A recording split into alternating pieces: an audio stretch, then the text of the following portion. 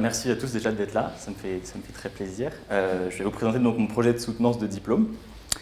Donc pour ma part, je m'appelle Basile Piacentino, j'ai 22 ans. J'ai fait un bac général sciences de l'ingénieur, qui est un bac S normal, mais à la place de la SVT, on a des sciences d'ingénieur. Et je suis rentré à Strat du coup suite à ce bac, en première année, donc en 2013. Et j'ai donc choisi de faire le design produit en deuxième année, pour ensuite faire un stage en troisième année chez Fabrice Ossey, qui est architecte et designer basé à Paris, dans lequel j'ai vraiment appris la relation entreprise et aussi fournisseur. C'était très intéressant. Et en quatrième année, j'ai décidé de partir à l'étranger, à Montréal, faire un stage chez De Gaspé, qui est aussi une entreprise de mobilier, mais pour le coup, avoir un accès plus ça sur la matière et donc travailler avec les ébénisteries, les ébénistes, les soudeurs, etc., directement dans leurs ateliers. Donc c'était deux choses différentes, mais assez enrichissantes toutes deux. Je vais dérouler ma présentation sous 4 étapes principales. Donc en premier temps, je vais rappeler mon mémoire avec les différentes notions principales. Suite à ça, je vais enchaîner sur mes analyses qui vont découler logiquement avec ma question de designer. Ensuite, je vais vous présenter mon projet et en dernier temps, je vais faire une conclusion pour rappeler un peu toutes ces notions que je vous ai énoncées. Donc, dans un premier temps, comme je disais, mon mémoire, je l'ai appelé palette perceptive, perception déterminée et déterminante. J'ai donc décidé de parler de la perception, avec comme question initiale, sommes-nous ce que nous percevons? Donc cette question interrogeait l'identité et la perception, à quel stade, à quel degré notre identité prend part dans notre perception, et inversement. Je l'ai construit sous 3 chapitres différents. Le premier, donc, c'est les fondements de la perception, dans lequel j'ai parlé vraiment des bases de la perception, où j'ai vraiment découvert que la perception était uniquement influence et qu'elle était influencée et influençable par tout le monde, par autrui, et dès notre plus jeune âge. Dans un second temps, j'ai étudié la perception à travers le prisme social, en me rendant compte qu'il y avait ce qu'on appelle une prise de perspective qui pouvait s'opérer, et donc il nous permettait de nous mettre à la place de quelqu'un d'autre pour mieux comprendre ce point de vue, pour éviter des conflits, pour mieux discuter, etc., etc. Et dans un troisième temps, donc, j'ai étudié la distorsion de la perception, donc, qui va être toute la partie où la perception peut se faire manipuler, s'orienter à des fins précises, et donc nous imposer une vision du monde en fait, qui n'est pas la nôtre initialement. Suite à tout ce mémoire, donc, j'en ai découlé une question de designer, qui est la suivante. Comment, en tant que designer, puis-je intégrer l'utilisateur final dans le processus de création pour concevoir des objets qui lui sont plus étroitement liés? Dans cette question de designer, il y avait 3 éléments majeurs qui sont ressortis, donc l'utilisateur final, le processus de création et étroitement lié, donc la liaison étroite entre l'objet et l'utilisateur. Je vais essayer de décrire ces 3 notions assez rapidement pour remettre tout dans le contexte. Et donc, au centre de ces 3 notions, il y a évidemment l'objet qui vient prendre part, vraiment le point névralgique de ces 3 notions-là. Donc, dans un premier temps, le processus de création tel qu'on l'entend aujourd'hui, il est composé de plusieurs étapes, donc ces dernières. J'ai pas mis toutes les étapes, j'ai mis les principales pour essayer de rester générique sur le processus de création. Et généralement, l'utilisateur, il n'intervient que sur ces 2 dernières étapes-là, donc à savoir l'usage et la fin de vie. De plus en plus aujourd'hui, on a ce qui est appelé l'économie circulaire, qui vient donc reboucler depuis la fin de vie sur les matériaux et ensuite refermer cette boucle-là. Et c'est cette partie-là qui va nous intéresser pour notre projet.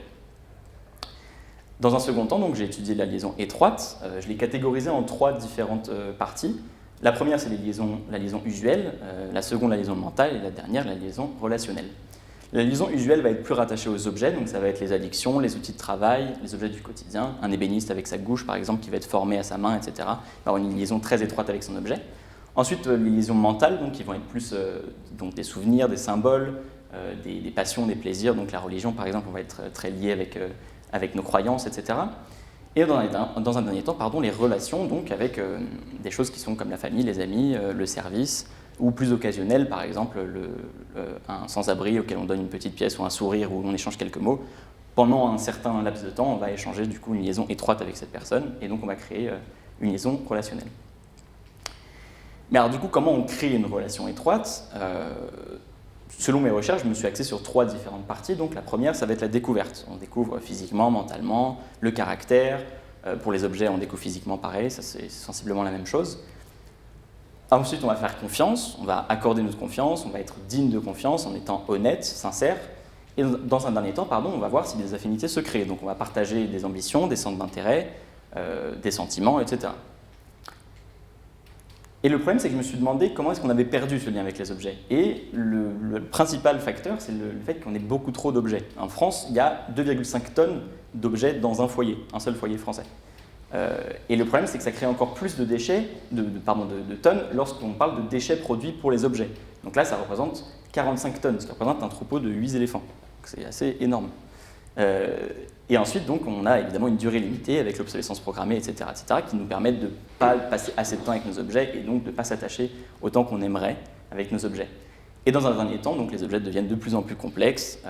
Un iPhone, par exemple, il va être composé de plus de 40 métaux rares qui vont venir de plus de 8 pays différents, donc très très complexe. Et j'ai pris l'exemple justement d'un projet de Studio Drift qui s'appelle Materialism, qui décompose en gros les différents composants d'un objet. Donc ensuite, je me suis posé la question, connaissant tout ça, de comment on intégrait l'utilisateur dans le processus de création. Je me suis basé sur une citation d'un livre de Victor Papanek qui s'appelle Design for the Real World, dans lequel il stipule en fait que le mieux que puissent faire les designers industriels aujourd'hui pour éviter d'impacter justement leur monde avec la pollution qu'ils créent avec leurs objets, ce serait tout simplement d'arrêter de travailler en fait. Et donc au moins ils ne seraient pas responsables des déchets qu'ils rejetteront. Évidemment, il enchaîne ensuite sur on peut quand même trouver une solution pour éviter totalement de travailler, et donc ce serait de faire du design en fait une façon pour que les jeunes gens changent le monde et changent la société. Et j'ai pris l'exemple justement du projet de Enzo Mare, qui est donc un projet dans lequel il fournit des matériaux et des plans pour faire ses propres objets chez soi. Et donc cette technique du faire justement nous emmène justement à ce qui m'intéresse dans ce cheminement, à savoir le DIY, le do it yourself, qui en français pourrait se traduire par fais-le toi-même, un peu moins intéressant. Mais le do-it-yourself, du coup, c'est réparer, créer et concevoir des objets, même si on n'est pas forcément spécialiste, on peut quand même tous le faire. Et en le construisant, donc, on apprécie mieux l'objet, on crée un lien, et on évite la surconsommation des objets tels qu'on la connaît aujourd'hui. Le do-it-yourself, c'est un marché qui est quand même assez énorme, puisqu'il y a 11 millions de Français qui pratiquent régulièrement le do-it-yourself, et depuis 2019, à cause des confinements, il y a plus de 18% en plus qui viennent pratiquer le do-it-yourself régulièrement. Donc sur toutes ces personnes-là, 90% sont assez fiers de ce qu'ils font au final, et donc ça crée vraiment un sentiment de satisfaction par rapport à ça. Je dis que c'est un business parce qu'il y a aussi une entreprise qui s'appelle Etsy, donc, qui comptabilise plus de 2000 millions de vendeurs sur leur plateforme, que des personnes qui font eux-mêmes des objets, donc évidemment il y a des professionnels aussi, mais globalement c'est des personnes qui font eux-mêmes leurs projets, et donc qui vendent ça sur cette plateforme-là. On avait le comment, maintenant il faut le quoi, donc le matériau. Comment on va réussir à créer des objets, avec quels matériaux, etc. etc. Eh bien j'ai choisi de partir sur les déchets ménagers puisqu'il nous fallait un matériau qui soit accessible à tout le monde, qui soit si possible avec faible empreinte écologique, parce qu'on ne va pas recréer un nouveau matériau si on essaie de prouver l'inverse. Et donc je suis parti sur les déchets ménagers qui comptabilisent 580 kg de déchets par an par habitant en France. Donc c'était une ressource intéressante. Sur ces 580 kg, il y a 20% qui sont des déchets recyclables, donc le verre, le plastique, etc. 29% qui vont aller aux encombrants, donc des déchets de meubles, des déchets verts en trop grande quantité. Et les 51% restants, c'est ce qu'on appelle des OMR, des ordures ménagères résiduelles. À l'intérieur de ces 51%, il y a les biodéchets, et ça représente un tiers, donc soit 17% du total de nos déchets. Mais je reviendrai dans un second temps juste après. Pour retracer le cycle d'une poubelle d'OMR, donc d'ordures ménagères résiduelles classiques, donc elles sont collectées par un camion. Dans 2% des cas, elles sont envoyées en incinération sans aucune récupération d'énergie, donc elles sont à perte. Dans 7% des cas, elles font partie du tri mécanobiologique, mais qui est un peu trop coûteux, donc il n'est pas non plus très durable. Et dans 29%, elles sont stockées ou enfouies, donc elles n'ont absolument aucun impact non plus amélioratif sur leur traitement. Alors que dans 62% des cas quand même, elles sont incinérées et elles ont une récupération d'énergie, donc en électricité, pour produire l'électricité pour une ville. Le problème, c'est que rappelez-vous que dans les OMR, il y a un tiers de biodéchets, et ces biodéchets sont composés à 70% d'eau. Donc, on a une dépense d'énergie en surplus lorsque les biodéchets ne sont pas triés correctement. Je dis correctement évidemment, puisqu'il y a un compost qui peut exister aussi. Donc dans certaines communes ou dans certains foyers, on peut avoir un compost pour réutiliser ces biodéchets. Dans une gestion privée, donc on va avoir le bac à compost qui va enchaîner généralement sur des espaces verts à proximité, des jardins partagés, des choses comme ça, ou alors des plantes d'intérieur ou de jardin lorsqu'on fait vraiment chez soi. Dans une gestion plus publique de la chose, on a une collecte tout comme les OMR, qui sont ensuite envoyés dans deux systèmes différents, soit le méthaniseur, soit le compost mécanique. Sans rentrer trop dans les détails, le méthaniseur transforme en biogaz, donc crée de l'énergie une nouvelle fois, ou alors en digestat fertilisant pour la terre, et le composteur crée en compost ou en engrais pour la terre aussi. Le problème, c'est que le compost des particuliers, il est encore trop peu utilisé, et notamment dans les grandes villes, et le problème c'est que 46%, quasiment la moitié de la population européenne, vit en appartement, donc n'ont pas forcément la place d'avoir un compost chez eux. Donc s'il n'y a pas de collecte publique, évidemment, ça entraîne que les biodéchets vont dans la poubelle des ordures ménagères résiduelles, et donc pas de récupération d'énergie possible. Donc les biodéchets, selon le code de l'environnement, c'est tous les déchets qui sont non dangereux, qui sont biodégradables, des déchets de cuisine, des choses qui sont issues des ménages, etc., etc. Donc ça peut être tous les restes de fruits, des légumes, les restes de repas, voilà. Les biodéchets, c'est pas très noble comme matériau premier, et c'est ça que j'ai voulu, c'est exactement ce point de vue-là que j'ai voulu prendre en les mettant en avant, à travers une notion qui s'appelle le wabi-sabi, qui est une notion japonaise, qu'on pourrait traduire littéralement par perfection imparfaite, là où le wabi va être plus simplicité, mélancolie, etc. Le sabi va être plus la dégradation avec le temps, l'intégration dans le temps, etc. J'ai pris comme exemple ici le kinjuji, qui est donc un art de réparer des vaisselles qui sont cassées avec de la laque ornée d'or. Donc on met en avant l'imperfection pour recréer un nouvel objet intéressant. Dans cette zone-là de biodéchets, donc, j'ai contacté plusieurs personnes, dont cette designer turque, qui fait des objets à base de biodéchets, donc, comme le tabouret que vous pouvez voir sur votre droite, est fait à base d'aiguilles de pin qui ont été réutilisées pour faire un tabouret à partir de ça. J'ai aussi été voir sur Internet, évidemment. Precious Plastic, qui est un organisme que j'aime beaucoup, a une énorme communauté, donc qui ont créé une machine qui permettait de réutiliser, sans rentrer trop dans les détails, mais ça chauffe et ça permet de faire des bols à partir de biodéchets. Et enfin, un site comme Materium, par exemple, qui m'a amené des recettes, une nouvelle ouverture sur les différents matériaux, etc., etc. Maintenant qu'on avait tout ça, il me fallait quand même une recette qui soit intéressante à présenter à l'utilisateur pour que lui-même puisse, de façon assez facile, faire son propre matériau en fait. Donc avant de rentrer en détail dans mes expérimentations, je vais revenir rapidement sur ce que compose un plastique. Donc en premier temps, il y a les polymères, donc qui sont souvent pétrosourcés, donc à base de pétrole. Ensuite, il y a le plastifiant qui va apporter de l'élasticité aux matériaux, les matériaux de remplissage, les fibres durcissants, le matériau d'expansion si on veut créer des mousses, et ensuite on a un colorant évidemment qui vient colorer les différents plastiques en fonction des volontés. Dans les bioplastiques, c'est sensiblement la même chose. On a des biopolymères qui sont l'agar, l'amidon, l'alginate, la gélatine, je reviendrai là-dessus un peu plus tard. Les plastifiants qui peuvent être remplacés par de la glycérine, qui est 100% biosourcée aussi. Les matériaux de remplissage par des coquilles d'œufs, les fibres par des fibres naturelles cette fois-ci, et les matériaux d'expansion par du savon naturel, des émulsifiants, etc. Et le colorant, évidemment, on peut aussi trouver du colorant dans les biodéchets. Donc tout ça, ça fait qu'on a 3 composants sur 6 qui peuvent être totalement remplis par les biodéchets. Donc c'était assez intéressant de partir sur les biodéchets pour cette raison-là. J'ai donc ensuite réalisé un certain nombre d'expérimentations que vous pouvez voir juste ici sur mon traceur. La première était la gélatine, qui est donc celle qui est juste ici.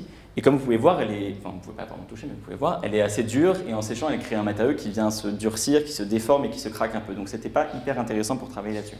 Ensuite, on a l'amidon qui est juste celui qui est ici. Et pour le coup, on a une matière qui est vraiment plus souple. Donc ça peut nous servir pour créer, par exemple, des films plastiques d'enveloppe pour mettre au frigo, par exemple, nos aliments. Ça peut être intéressant pour ça. Mais encore une fois, ça se craque, c'est pas très très intéressant sur la durée. Ensuite, on avait l'agar. Là, pour le coup, on avait un peu plus de possibilités. On pouvait vraiment intégrer nos biodéchets à l'intérieur. C'était assez intéressant, donc ça donne toutes les expérimentations qui sont ici. On peut avoir des tissus qui sont très, très flexibles et d'autres qui sont un peu plus rigides, comme du cuir. Donc c'était assez intéressant. Mais dans un dernier temps, je suis tombé amoureux de ce dernier biopolymère, qui est donc l'alginate, qui me permet de faire des moules, de mettre n'importe quel biodéchet à l'intérieur, et surtout d'avoir des textures qui soient vraiment intéressantes pour vraiment créer des beaux objets. J'ai donc choisi l'alginate. Rapide passage sur l'alginate, en fait, c'est un produit issu de l'algue brune. L'algue brune, ça pousse en France, on est le 10e producteur d'algue brune, donc ça peut être totalement local, c'est très intéressant. Et on le connaît plus ou moins en tant qu'épaississant dans les desserts, ou alors quand vous allez chez le dentiste et qu'on vous fait une empreinte buccale, c'est aussi la pâte bleue, c'est de l'alginate. Voilà.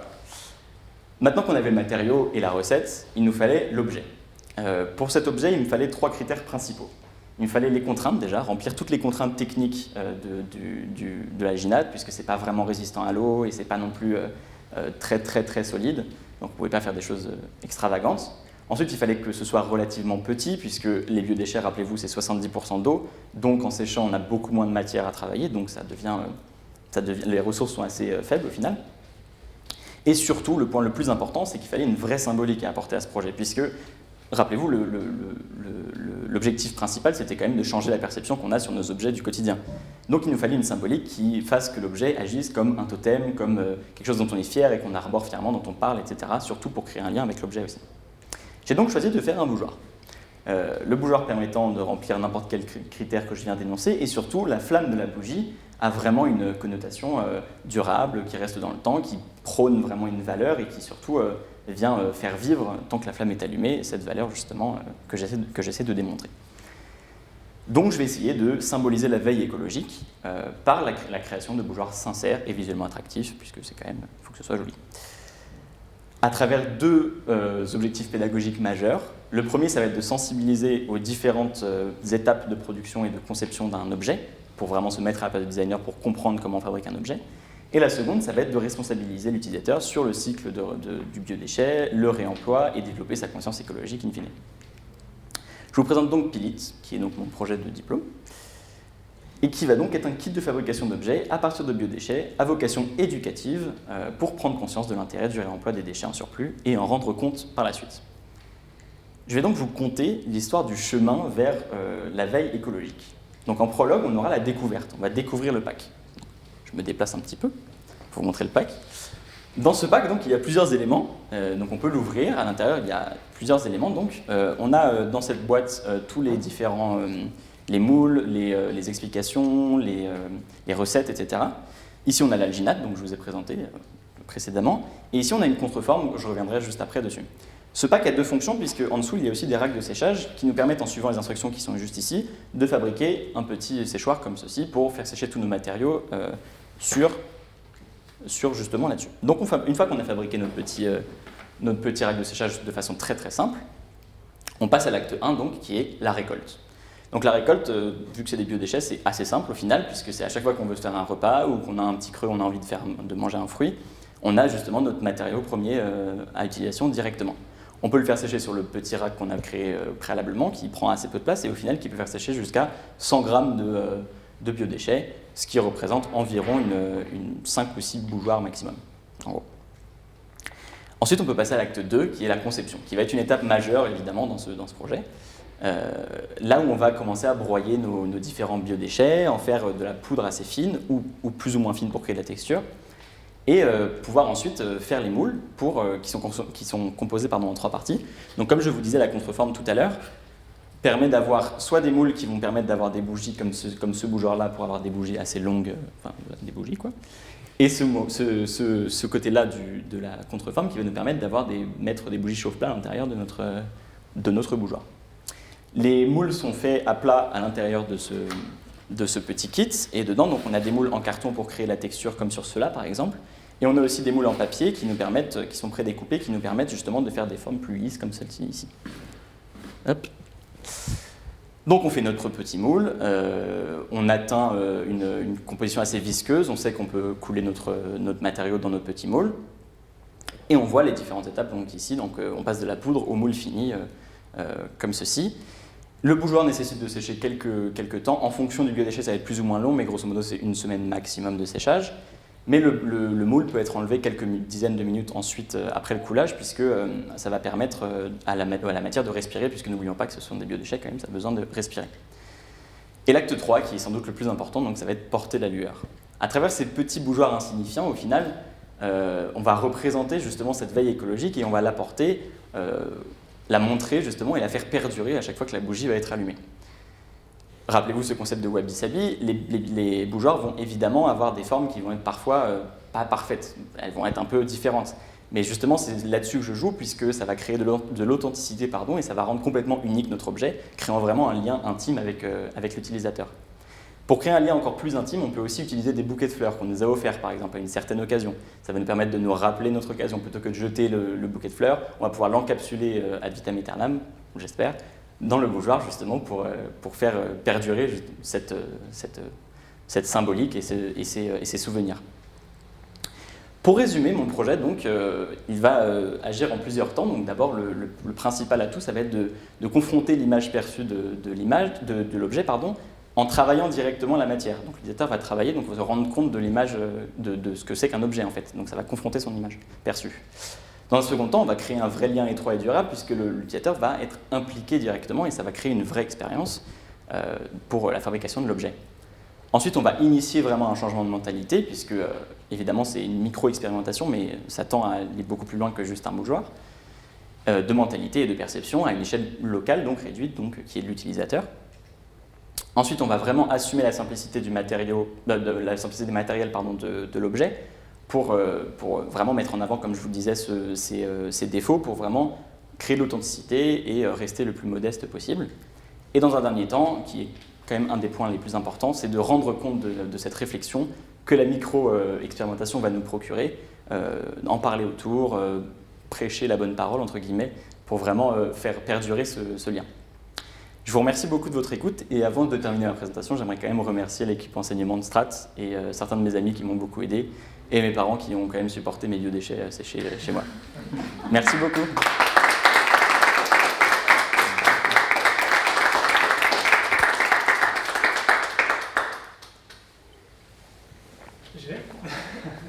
Super, merci beaucoup. J'ai beaucoup apprécié le mémoire aussi. On a un peu parlé, mais je trouve que la thématique sur la perception, y compris jusqu'aux références à la manufacture du consentement et compagnie, comment les moyens de détourner la perception, je trouve sont des thèmes hyper d'actualité en ce moment. Donc je pense qu'il y a une profondeur, une richesse très importante du sujet. J'aime beaucoup l'objet, le do-it-yourself, ça me parle bien, je trouve que la problématique est très bien déroulée. J'ai des questions un peu plus techniques sur le produit en lui-même. L'alginate, donc il y a 100 grammes, c'est ça, qui viennent avec le produit. Il y a quoi? Il y a une proportion recommandée de biodéchets ménagers d'alginate pour faire le support, c'est ça? Alors en fonction des différents, puisque à l'intérieur du kit on a toutes les petites recettes avec les quantités à respecter. Mais l'alginate reste quand même une ressource assez flexible, c'est-à-dire qu'on peut, généralement on le mélange, enfin en tout cas pour mes expérimentations, je l'ai plus ou moins mélangé à 1 pour 1, 10 grammes de biodéchets pour 10 grammes d'alginate. En fonction des bougeoirs, évidemment, il y aura plus ou moins de quantité à apporter. Pour les petits, ça va être 5 grammes de chaque, donc ce qui est assez peu, alors que pour les plus gros, par exemple comme celui là-bas, ça va être plus 15 grammes, donc voilà, en fonction des... On réalise à peu près combien d'objets avec 100 grammes? Du coup, avec 100 grammes d'alginate, on peut réaliser jusqu'à 10 bougeoirs. Même plus en fait, en fonction des détails qu'on veut faire. Si on veut réaliser que des petits bougeoirs. Et lui, du coup, si j'ai bien compris, c'est une algue à l'origine de l'alginate? Ouais, c'est des algues brunes. Par contre, c'est pas un biodéchet, c'est-à-dire qu'il y a une production spécifique? Il y a une production spécifique, ouais. Elle est produite en grande quantité justement pour les épaississants dans les desserts, pour les empreintes corporelles aussi, par exemple pour les artistes, ils font pas mal d'empreintes corporelles avec ça parce que c'est un matériau qui est assez peu coûteux au final par rapport à un silicone qui va être beaucoup plus coûteux à réaliser et donc à acheter aussi pour les fabricants. Le prix du kit, je sais pas ce que ça peut coûter. Une vingtaine d'euros environ puisque les matériaux sont tous assez... voilà. Très clair, c'est assez fouillé. J'ai une petite annexe avec plus de détails techniques si jamais vous voulez voir un peu plus que je peux vous expliquer si vous avez 5 minutes en plus. Mais bon, je rappelle le fonctionnement du kit, mais je pense que c'était déjà clair. Le packaging, j'ai essayé de faire un packaging qui avait le moins d'empreintes possible, et donc j'ai essayé de tout compacter pour mettre tous les éléments dans un seul packaging. Et donc comme vous pouvez le voir sur le template qui est là-bas, ça rentre dans une planche qui est assez petite, et elle est très facilement assemblable. Pardon. Les cadres de séchage, c'est quelle matière? Les cadres de séchage... J'ai pas la slide. Pardon. Non mais les cadres de séchage sont faits en impression 3D à base de PLA, donc qui est un plastique à base biosourcé qui est compostable industriellement. Pas compostable chez soi puisque ça a besoin d'être chauffé pour se composter, mais c'est compostable industriellement. Voilà. Impeccable. Il a réponse à toutes les questions. Non, merci beaucoup. Merci beaucoup de vos retours. Ben moi, bravo. Je trouve que la partie recherche est hyper intéressante. Toutes vos expérimentations, justement les échecs de la recherche participent aussi à la philosophie que vous avez mis dans le produit. Donc c'est très chouette de voir tout ça. C'est aussi assez cool et je pense que c'est assez ludique de pouvoir faire ça, même de pouvoir faire ça avec les enfants, etc.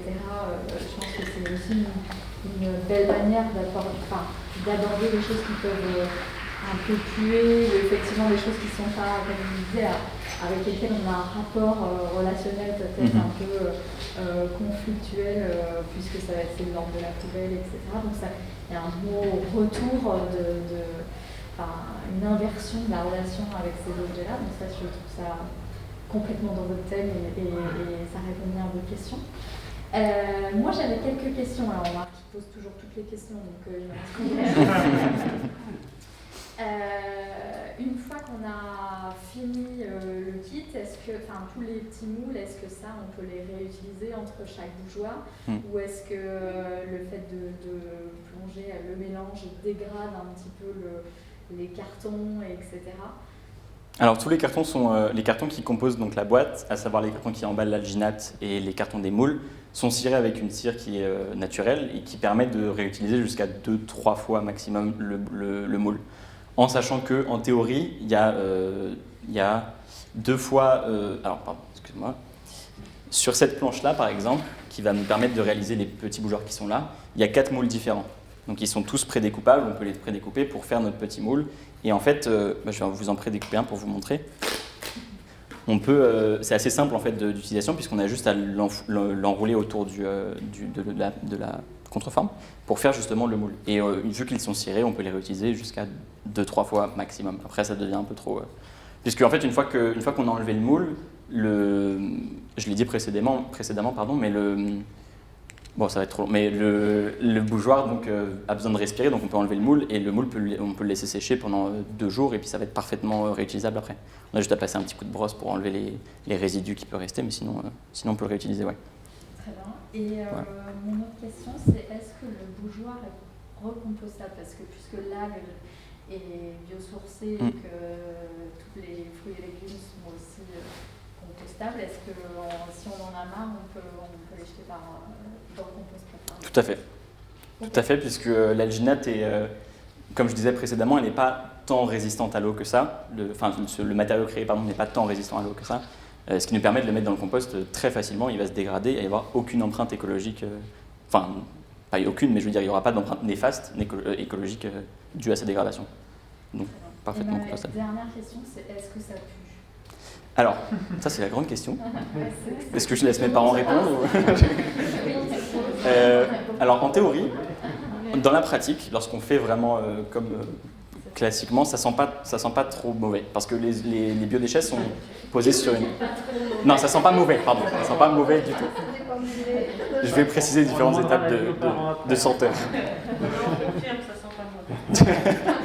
Ça peut avoir une petite odeur. Ça peut avoir une petite odeur lorsqu'on va venir parce que lorsque ça sèche, ça n'a pas d'odeur, parce que ça va sécher sur un grillage donc qui va être, je peux vous le montrer, mais qui va être donc parfaitement, l'air va pouvoir passer à travers, donc il ne va pas y avoir de stagnation ou ça va pas macérer exactement, donc il ne va pas y avoir d'odeur. Là où ça peut un peu sentir, mais c'est pas dérangeant, je vous le promets, notamment pour l'orange par exemple, ça sent super bon, donc c'est pas dérangeant du tout. Et ça va peut-être un peu sentir lorsqu'on va le remélanger avec de l'eau, le biomatériau séché, parce que ça va se réhydrater, et donc il peut y avoir quelques odeurs, mais c'est pas des odeurs néfastes du tout. Si vous voulez, je peux vous apporter un bougeoir si vous voulez sentir, mais ça sent un petit peu, c'est un peu acidulé à l'orange. Vous avez choisi quoi comme... Orange, je peux vous... Est-ce que vous préférez poireau peut-être? Ça sent très bon l'orange. Ça a une petite odeur acidulée quand même. Ouais, c'est sur l'orange. Voilà. C'était le chou de Bruxelles, vous êtes là? Ah, j'ai pas de chou de Bruxelles. Courgette si vous voulez. Parce qu'avec la chaleur de la bougie, surtout sur les chauffe-plats, on pourrait se dire que ça peut dégager. Non, pas du tout. Une fois que c'est sec, ça sent juste au nez, mais il n'y a plus d'odeur qui se dégage vraiment massivement. Enfin, il n'y en a pas de base, mais il n'y en a pas. Soirée romantique. Non, c'est ça, oui. Je n'ai plus de questions à toi. Vous le vendez où? En théorie, c'est censé pouvoir être vendu dans le commerce, mais dans les enseignes. Pardon? C'est un proto ou vous l'avez déjà commercialisé? Je ne l'ai pas encore commercialisé. J'avoue que je suis scotchée par votre professionnalisme. Merci beaucoup. C'est magnifique. C'est pour ça que je dis en riant, hein, on est entre nous, sauf qu'il y a la caméra, mais enfin bon, tant pis. C'est commercialisé, parce que là, vraiment, je suis scotchée. Je peux vous envoyer mon adresse email si vous voulez. Mais bon, j'ai pas encore de petits-enfants, mais bon, ça, même pour moi, ça m'amuserait. On peut le faire à tout âge. Est-ce que vous avez testé, donc au-delà de votre professionnalisme qui vraiment, bravo. Merci beaucoup. Je réitère, est-ce que vous avez, parce que vous avez des échantillons là, c'est bluffant. Vraiment, c'est bluffant. Excusez-moi, mais je suis bluffée. Je vous excuse, pas de problème. Je vais m'en remettre, hein, ne vous inquiétez pas, c'est pas pour vous piquer du céleri, du carreau ou de l'orange. Hein. Est-ce que vous avez testé sur des plus gros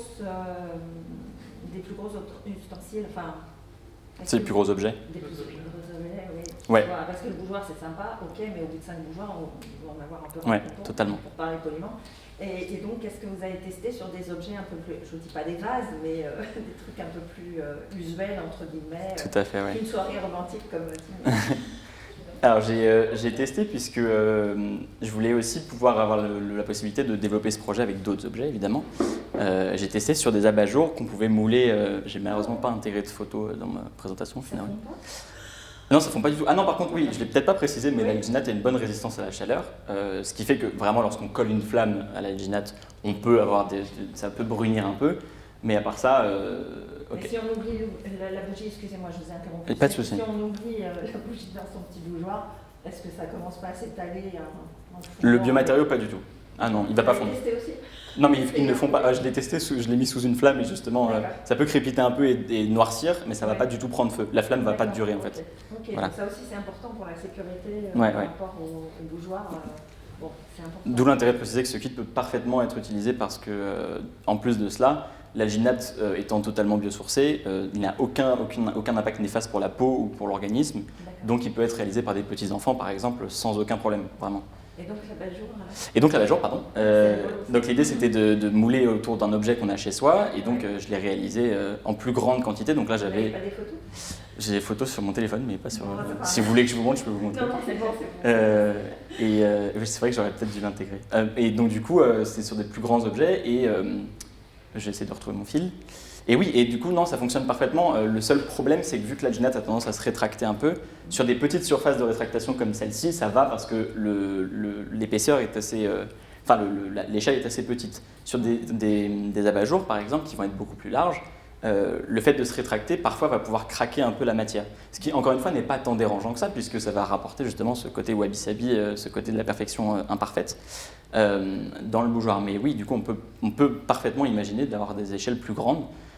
Pas aller jusqu'une table, parce que ça risque d'être compliqué, mais parce que ça demande beaucoup de biodéchets. Oui, c'est ça, il faut manger beaucoup de poireaux, quoi. Mais à part ça, non, oui, on peut parfaitement imaginer, enfin, pour l'abat-jour en tout cas, oui. Voilà, en espérant avoir répondu à votre question. Oui, totalement. Merci en tous les cas. Je vous en prie.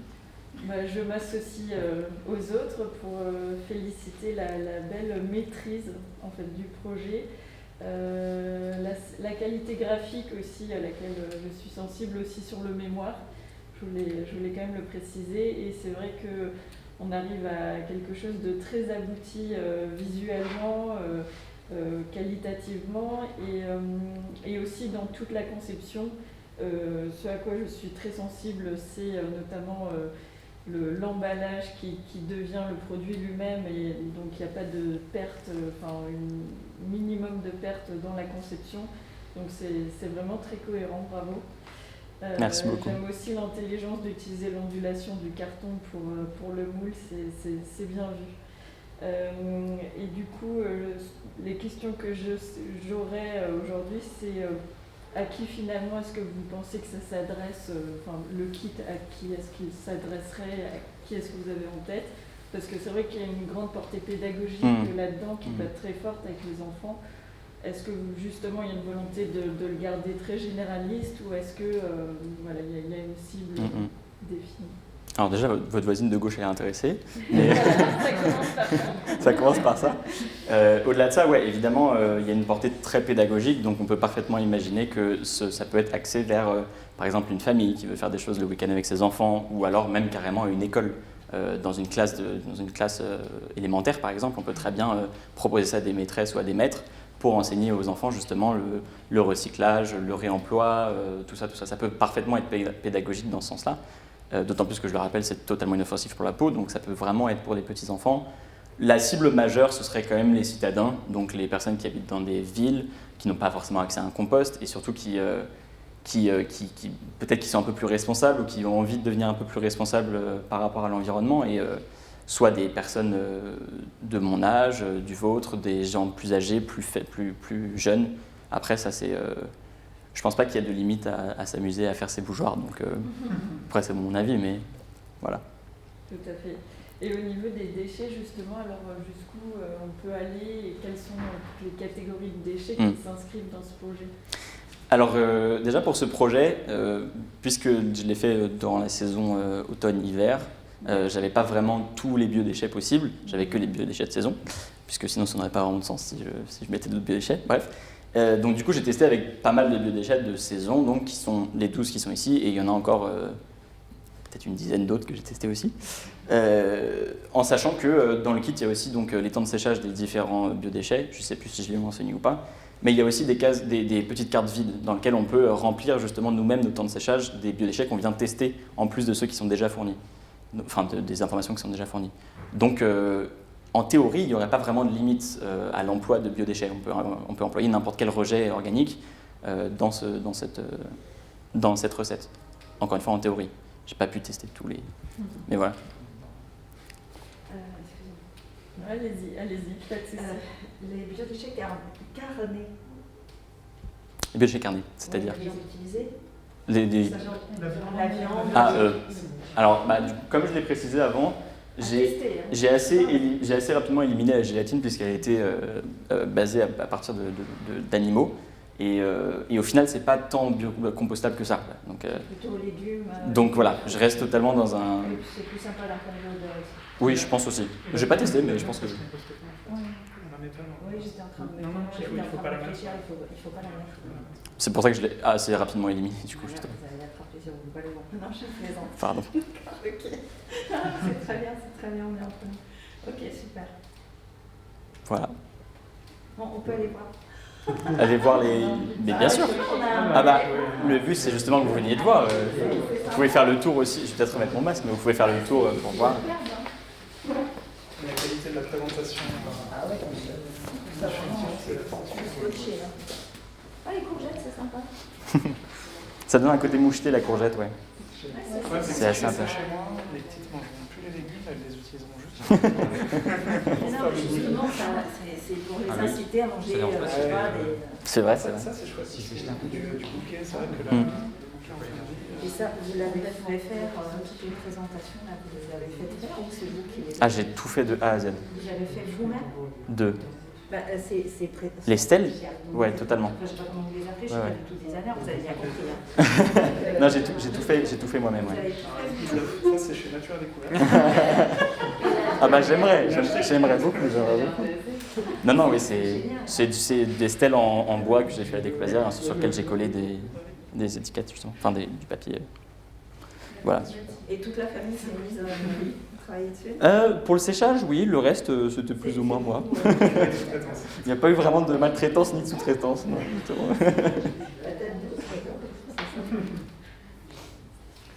Et la ginate, est-ce que c'est... Donc on a compris que c'était biosourcé, que c'est pas... Il faut aller en Bretagne C'est pas récupérer irritant, mais c'est comestible ou pas? Ah bah Les enfants l'ingèrent. c'est pas dangereux pour la santé. Je pense pas que ça a un très bon goût. Mais comme on l'utilise comme empreinte buccale pour faire des couronnes, par exemple, il n'y a aucun problème de l'ingérer. Je pense qu'il n'y a aucun problème là-dessus. Peut-être pas manger les 100 grammes. Mais voilà, c'est peut-être pas ingérer la boîte entière. Oui, parce que et du coup, il y a vraiment 100 grammes là-dedans. Vous pouvez sous-peser si vous voulez. Il y a toujours plein de couleurs, une petite granulométrie. Chapeau. Merci beaucoup. C'est pour ça que je vous ai dit, vous vendez où? Allez voir la découverte, justement, C'est vrai, c'est justement un des revendeurs principaux qui pouvait m'intéresser, ce serait justement... Ce que je trouve super, c'est moi j'ai des petites qui font beaucoup de DIY avec du matériel qu'on continue de rachète à chaque fois. En fait, il y a énormément ça fait énormément de déchets, ça fait racheter beaucoup de matière plastiques, etc. Donc je pense aussi que les Cultura, les magasins pour enfants, enfin, je sais pas ce qu'on dit vraiment. Et ouais, comme vous le dites, justement, c'était vraiment le plus gros défi que j'avais, c'était d'avoir la plus faible empreinte, parce que sinon ma proposition de valeur n'avait plus aucune valeur. Donc j'ai vraiment essayé d'avoir le plus faible empreinte, justement. La plus faible empreinte, pardon. Vous voulez rajouter quelque chose ou Non, on va repartir avec un Ouais. kit, non? C'est pas Enfin, je vois que déjà qu'il y a un bougeoir qui est manquant. Là. Ça, je dis rien, mais... Il n'y a plus personne, c'est moi qui peux... Merci, Loïc. Ah bah voilà, Tu as sorti ton sac quand c'est pas une tranche en plus. Bah oui, merci la confiance. J'ai pu impliquer pendant toute l'année, du coup... je profite. Bon, bah top, et ben on s'arrête là. Ok, merci beaucoup pour vos retours encore une fois. Merci.